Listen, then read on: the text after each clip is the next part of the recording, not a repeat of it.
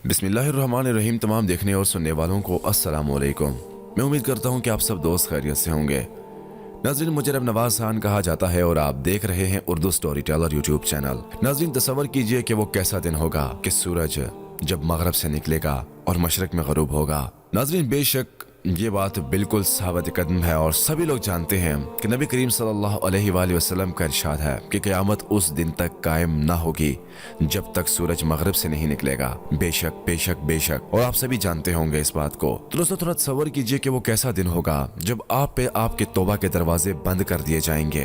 एक खौफनाक वाक़या जब पेश आएगा, सूरज मगरिब से निकलेगा और आपका खौफजदगी की वजह से ईमान लाना भी मुफीद ना समझा जाएगा। तसव्वुर कीजिए कि वो कैसा दिन होगा। नाज़रीन, आज की इस वीडियो में हम इसी हवाले से बात करेंगे।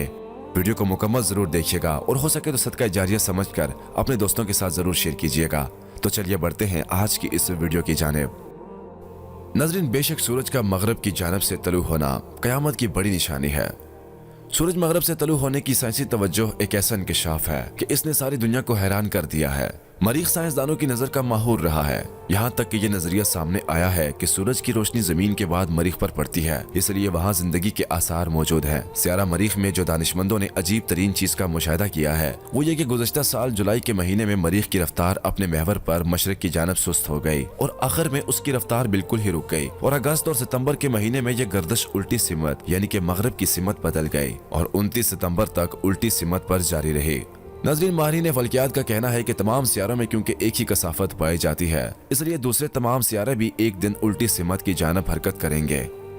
हमारी जमीन सूरज के सामने मगरिब से मशरिक की जानब घूम रही है, जबकि सूरज की रोशनी जमीन के अगले हिस्से पर पड़ती है तो वहाँ दिन और पिछले हिस्से में सूरज की रोशनी न पड़ने से रात होती है। इस तरह हमारी जमीन उल्टा घूमना शुरू कर देगी, तो जहाँ से सूरज गरूब होगा उसी सिमत से दोबारा तलू होगा। नाज़रीन ग्रामी, हजरत अबू ज़र रज़ी अल्लाह तआला अन्हु से रिवायत है कि जब सूरज गरूब हुआ तो नबी करीम सल्लल्लाहु अलैहि वसल्लम ने हजरत अबू ज़र रज़ी अल्लाह तआला अन्हु से फरमाया कि तुम्हें मालूम है कि सूरज कहाँ जाता है? मैंने अर्ज़ किया, अल्लाह और उसका रसूल खूब जानते हैं। आप सल्लल्लाहु अलैहि वसल्लम ने फरमाया कि सूरज जाता है हत्ता के अर्श के नीचे सजदा करता है, फिर तलू होने की इजाजत मांगता है तो उसे इजाजत मिल जाती है और अनकरीब वो वक्त आएगा कि ये जाकर सजदा करेगा तो वो मकबूल ना होगा और तलू होने की इजाजत चाहेगा तो इजाजत ना मिलेगी, बल्कि इसे हुक्म होगा कि जहाँ से आया है वहीं वापस चला जा। उस वक्त ये मगरिब से तलू होगा और यही इस आयत करीमा का मतलब है और आफ्ताब अपने ठिकाने की तरफ चलता रहता है। नाज़रीन ग्रामी, रसूलुल्लाह सल्लल्लाहु अलैहि वसल्लम ने इरशाद फरमाया कि उस वक्त तक क़यामत कायम ना होगी